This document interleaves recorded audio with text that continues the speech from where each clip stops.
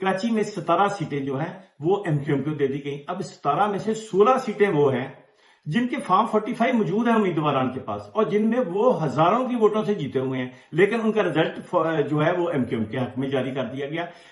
आप देखिएगा ये सीटें रिवर्स होंगी। बहुत बड़े बड़े सहाफी जो हैं, हामिद मीर टाइप जो हैं, वो भी ये कह रहे हैं कि अल्टीमेटली फॉर्म 45 ने और फॉर्म 47 ने का कंपैरिजन होना है, और जब होना है मुस्लिम लीग नवाज के पास 15 सीटें बच जानी है और एमक्यूएम के पास 1 सीट रह जानी है। आप देखिएगा कि ये क्या होता है। बस आपने इस पे घबराना नहीं है। जिस उम्मीदवार के पास फॉर्म 45 मौजूद है वो बिल्कुल नहीं घबराए। इंशाल्लाह अवाम भी आपके साथ लगी हुई है और कानून भी खड़ा है। कुछ हद तक हमने कानून ने आखिर अपना मुंह छुपाना है। ये ऐसे तो नहीं, काजी साहब ने आखिर इंट्रा पार्टी इलेक्शन पे इतना बड़ा जो है वो केस चलाया था, तो ये भी काजी साहब हो सकता है कि ऐसे कर लें कि अपना जो है अपना जो स्ट्रक्चर है उसको मेंटेन करने के लिए इस केस पे भी सो मोटो ले लें।